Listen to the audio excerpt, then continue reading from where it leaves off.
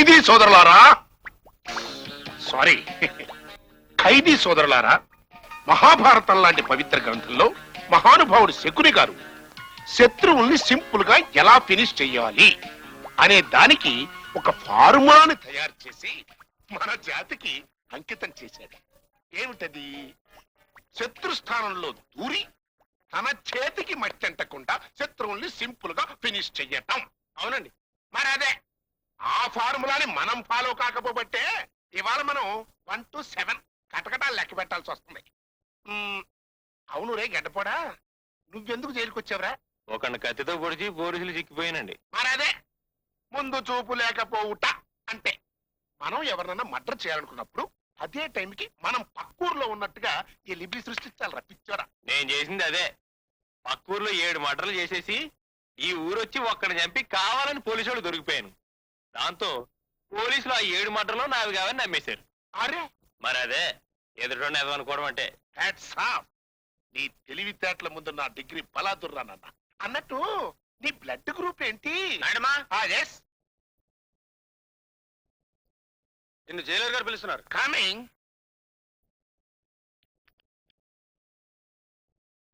చూడు నాయుడమ్మా, నీ జైలు శిక్ష వాళ్ళతో పూర్తయింది. లాయర్ వేయండు కూడా నువ్వు ఇలా నేరాలు చేయడం బాగలేదు. ఇక మీదటైనా నువ్వు ఇక్కడికి రాకూడదని నేను ఆశిస్తున్నాను. మరి అదే ఛాన్స్ దొరికితే నీతి వాక్యాలు చెప్పడం అంటే. సరే, నేరం చేసిన వాడు జైలుకి వస్తాడు, శిక్ష అనిపిస్తాడు, బయటికి వెళ్ళిపోతాడు. మరి మీరు ఏ నేరం చేయకుండా జైల్లోనే సంసారం చేస్తున్నారే? ఏమిటో, కడుపు చించుకుంటే కాకి బట్టల మీద పడుతుంది. వస్తానండి. God bless you. నమస్కారం ప్లేటర్ గారు. రండి కూర్చోండి. చెప్పండి. మరేం లేదండి, మా ఊళ్ళో ఉన్న అపోజిషన్ గ్రూప్ లీడర్ని నేను రాత్రి నరికేశాం. పోలీసు వాళ్ళు వచ్చి మమ్మల్ని అరెస్ట్ చేస్తే వాళ్ళు మా ఫ్యామిలీస్ ని అటాక్ చేస్తారని మా భయంగా ఉంది. మీరు ఏదైనా మంచి సలహా ఇస్తే. Just a minute.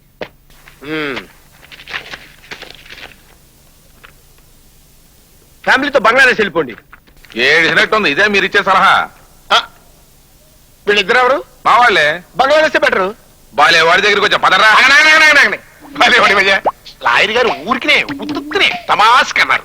మీరే మీ గ్రూప్ లో ఒకరిని చంపేసి ఆ బాడీని తీసుకెళ్లి ఎక్స్పర్ట్ వాళ్ళ గుమ్మం ముందు పడేసి పోలీసు వాళ్ళకి చెప్పండి, వాళ్ళు మీతో పాటు జైలుకి వస్తారు. దాంతో మీ ఫ్యామిలీ సేఫ్. బాలే సలహా ఇచ్చారండి. ఇంతకీ మీరెవరు? నా గురించేనా? ఈ లాయర్ గారి గుమాస్తాని. అడ్వాన్స్ ఇవ్వండి. హాయ్. చూడండి బాబు, పని పూర్తి చేసుకొచ్చి మళ్ళీ కనపడతానండి. అలాగే. వస్తానండి. వెళ్ళండి. అదనరా. సింగపూర్ నుంచి ఎప్పుడు వచ్చావు?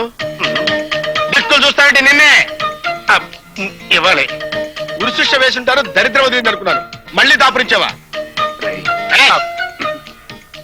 నేను నీకు అన్యాయం చేసిన మాట వాస్తవే. ఎంత చూడ్డా నేను నీ గురువును రా. డిగ్రీ ఫుడ్ లేక నీ దగ్గరికి వచ్చాను. చూడు, ఏ కేసులో ఎలాంటి తిప్పిరి పెట్టాలని లిటికెంట్ ఐడియాలు ఇస్తుంటాను. నన్ను నీ దగ్గర గుమాస్తగా పెట్టుకోరా ప్లీజ్. రాయ్, అసిస్టెంట్ అంటే ఉయ్యాల బల్ల మీద ఊగుతూ కూర్చొని లా పుస్తకాలు చదవడం కాదు. హోటల్కి వెళ్ళి ఛాయ్ పట్టరమన్నాను కదా.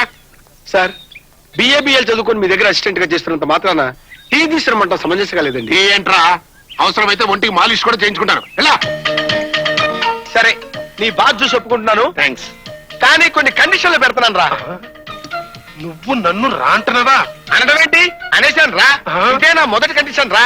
నేను ఏం చెప్పినా నువ్వు నోరు మూసుకొని పడి ఉండాలి రా. అర్థమైందిరా? పడుంటాను కానీ ప్రతి మాటకి నన్ను రా అంటాం అవసరం అంటావా? ఈ స్ట్రెస్సింగ్ వద్దు, కాలుద్ది. I'm sorry. రెండో కండిషన్ ఏంటి సార్? కండిషన్ నెంబర్ 2, నీ తోడల మొహం చూస్తే అష్టదరిద్రాలు చుట్టుకుంటాయి. జన్మలో నీ ఫేస్ నాకు కనపడడానికి వీలేదు. ఒకవేళ నేనే నీకు కనపడవలసి వస్తే నీ పాపిష్టి మొహం నాకు కనపడకుండా సైడ్ అయిపోవాలి. ఏదైనా అర్జెంట్ మ్యాటర్ చెప్పవలసి వస్తే సార్ అని చేతులు కట్టుకుని వినయంగా చెప్పాలి. For every action there is opposite reaction అంటే ఇదే. నా దగ్గర నిన్ను గుమాస్తగా పెట్టుకుని ఇంత వాణి చేస్తే నన్ను రా అంటవే కాకుండా పిచ్చి పిచ్చి కండిషన్స్ పెడతావా? రే, నీ తోలు ఒలిపిస్తా, మట్టి కనిపిస్తా, కైమా కొట్టి ఎక్స్పోర్ట్ చేస్తా. ఏంట్రా రెచ్చిపోతున్నావు? అరే వీడు బయటికి లాగండి. సారీ సార్, కుళ్ళు మొత్తం అంతా బయటపడిపోయాను. ఇంకెప్పుడు ఇలా చేయను. ఇక నుంచి మీరు చెప్పినట్టే చేస్తానండి. No degree, no food. పొమ్మనకండి సార్. ఓకే, నీ job sanction. Thanks sir. Side side కాలుద్ది. అంతదినా చిన్నన్నయ్య లక్కీ ఛాన్స్ కొట్టేశాడు. అన్నయ్య, అమ్మాయిని ఏమైనా అడుగు. పెళ్లి చూపుల్లో ఏదోటి అడగాలట. అలాగా అయితే సరే. వెళ్తా. నిన్న మన బాస్ నీ లీవ్ శాంక్షన్ చేయలేదట, తెలిసిందా? అవును, పొద్దున ఆఫీస్ కి ఫోన్ చేస్తే చెప్పారు.